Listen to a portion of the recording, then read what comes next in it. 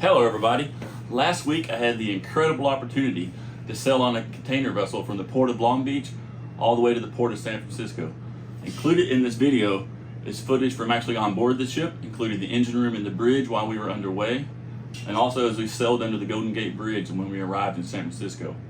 Near the end of the video, I captured some incredible footage of a group of hydrofoil surfers coming out and surfing the bow and wakes off of the ship as we approached the Golden Gate Bridge. The captain and the pilot were not happy, the horn was honking, but the surfers did not care. The video also includes footage of the pilot boat coming out alongside our vessel, pulling up beside the vessel while we were moving, and the pilot climbing the ladder on board the vessel. If you've never seen the pilot board a ship, that is a must-see part of this video. Now let's get to the video.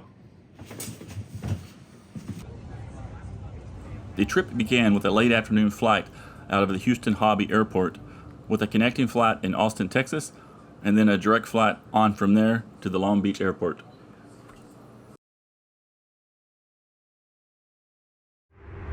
So I've just now arrived on board. This is my cabin.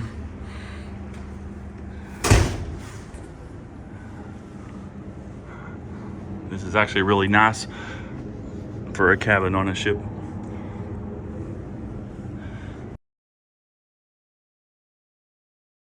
Waking up the next day, I get my first view of the port of Long Beach, opening my cabin window and looking out at the stern of our ship.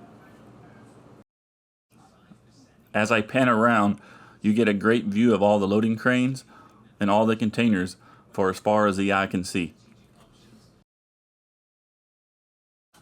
It took all of the next day to finish loading the containers and unloading the containers that needed to be delivered to Long Beach. Unfortunately, our vessel was set to sail at 4 a.m. the next morning, so I was not able to get any footage of the vessel actually leaving the port.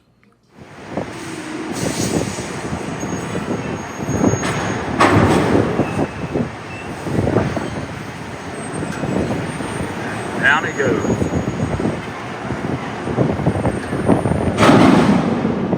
Oh, that was loud.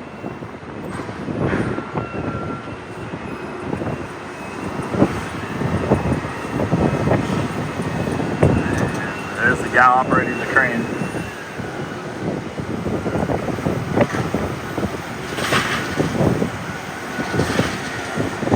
And off to the next one.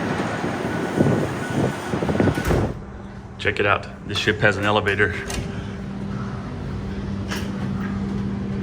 Come on, E-deck.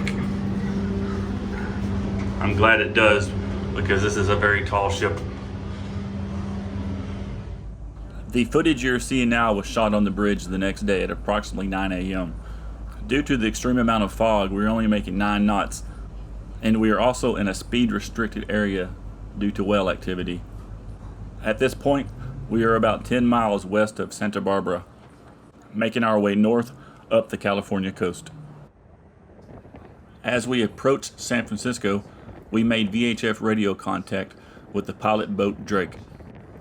It was agreed via radio that the pilot would board the vessel on the starboard side at a speed of 10.5 knots. For all U.S. ports, a pilot is required to make entry. The purpose of the pilot is the local expert on the port the vessel is entering. The pilot has expert knowledge of where the vessel needs to go, where the channels are, where the turns are, and also how to communicate with the tugboats and other local traffic in the area. There is a very good chance the captain of this vessel may have never been to this port. When the pilot does come on the bridge, he does not take command of the vessel. The captain is still in charge. However, the pilot does advise the captain on what kind of steering orders to give the crew, what speed to go, and what turns to make.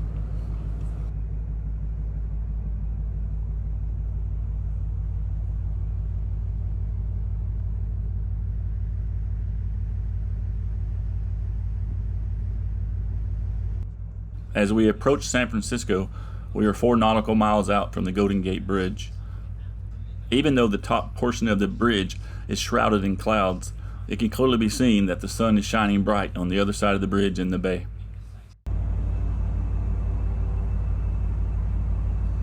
This is where things started to get interesting. As we neared the bridge, a gang of hydrofoil windsurfers met us near the bridge. They were surfing closer and closer to the front of the vessel and the bow wave. The captain was not happy about this and laid on the horn constantly. The pilot was also on the radio to the Coast Guard asking for assistance, as this was a very dangerous activity. If one of the surfers would have fell in close to the vessel, they would have been sucked under and almost certainly killed by the propeller at the rear of the ship.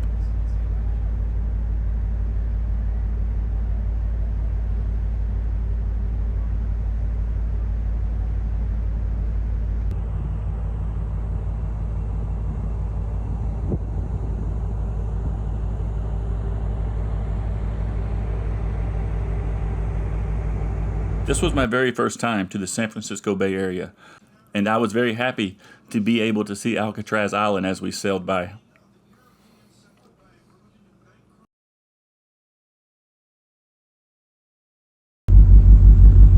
As we approached our berth, a set of tugboats came out and, along with our bow thrusters, turned the vessel around 180 degrees before pushing into the berth.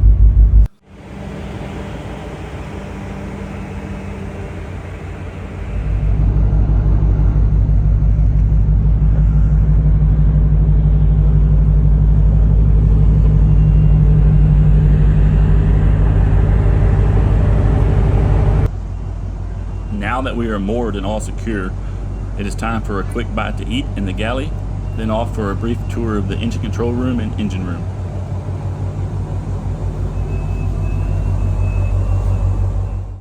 Starting at the upper deck, there are 2 doors here for 2 reasons: to stop some of the heat from coming up and also keep the noise levels down on the upper deck.